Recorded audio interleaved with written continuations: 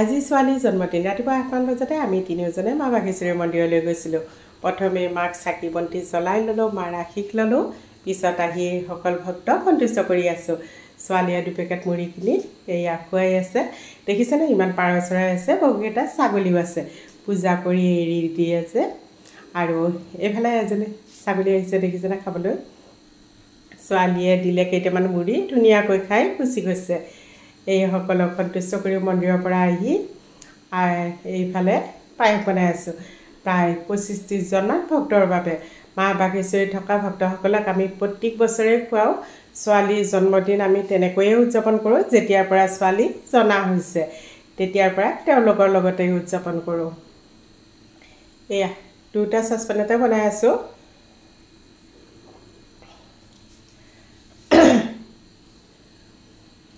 এইফালে মোৰ পায়স বনোৱা হৈ গ'ল। ওচৰতে থকা আকৌ হোটেল এখনত এয়া পৰঠা, ঘুগনি, মিঠাই তেনেকৈ অৰ্ডাৰ দিছিলোঁ।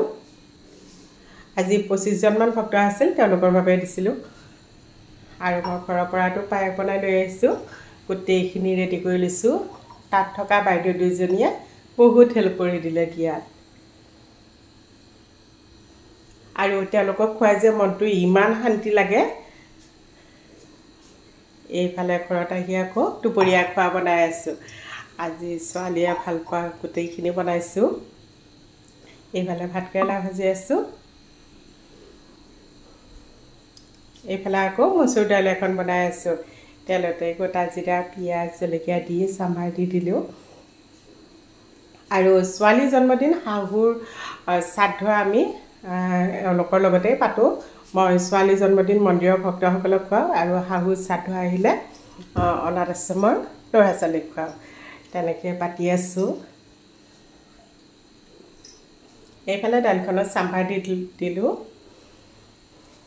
আনফালে আকৌ চিকেন বনাব লৈছোঁ।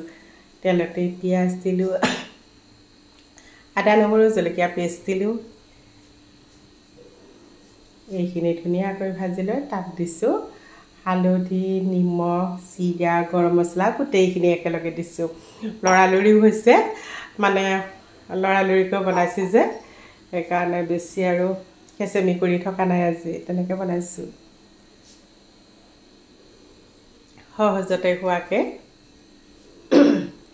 এইফালে লোকেল মুৰ্গী অলপ আনিছিল মিষ্টাৰে, তাই আজি বোলে তিল চিকেন খায়, সেইকাৰণে তিল চিকেন বনাই আছোঁ। আজি তাইৰ মন পচন্দৰ গোটেইখিনি বনাইছোঁ।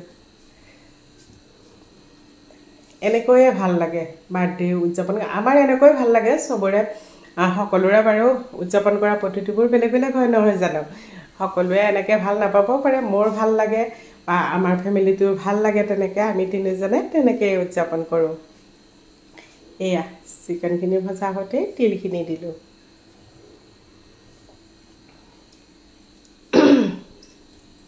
তাই সৰুৰ পৰাই বেছি হুলস্থুল, বাৰ্থডে পাৰ্টি বেছি হুলস্থুল, গান বাজনা বাজা সেইবিলাক ভাল নাপায়। আৰু দেউতাকো তেনেকুৱাই মানুহজন, অলপ বেছি হুলস্থুলীয়া পৰিৱেশবোৰ ভাল নাপায়। এইফালে মোৰ তিল চিকেন হৈ গ'ল। সম্পূৰ্ণ ৰেচিপি বাৰু আপোনালোকক দেখুৱাম পিছত। আজি অকণমান দেখুৱাই দিলোঁ। আৰু খাবলৈ যে ইমান টেষ্টি হৈছিল।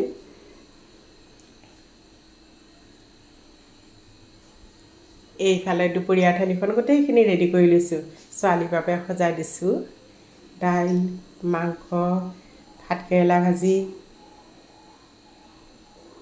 এইফালে আকৌ চালাড, পিঁয়াজ, তিয়ঁহ আৰু বিলাহী চালাড লৈছোঁ। এইফালে দেউতাকে আকৌ সৰুকৈ এটা কেক লৈ আহিছিল। তাই কেক কাটি ইমান ভাল নাপায় বাৰু, হ'লেও দেউতাকে আনিছে যেতিয়া কাটিছে। আমি তিনিওজনে এনেকৈ কেক কাটি উদযাপন কৰিলোঁ। গধূলি আকৌ এইফালে আহিলোঁ, মল এখনলৈ আহিলোঁ, ইউনিভাৰ্চিটি মল বুলি। তালৈকে আহিলোঁ, তিনিজনে ওলাই আহিলোঁ। আহি তাই ম'ম' খাই ভাল পায়, ম'ম' অৰ্ডাৰ দিলোঁ। এইফালে ম'ম' খালোঁ। খাই আজিৰ দিনটো, তাইৰ জন্মদিনটো এনেকৈয়ে উদযাপন কৰিলোঁ। ভিডিঅ'টো চাই কেনেকুৱা পালে ক'বচোন। ধন্যবাদ।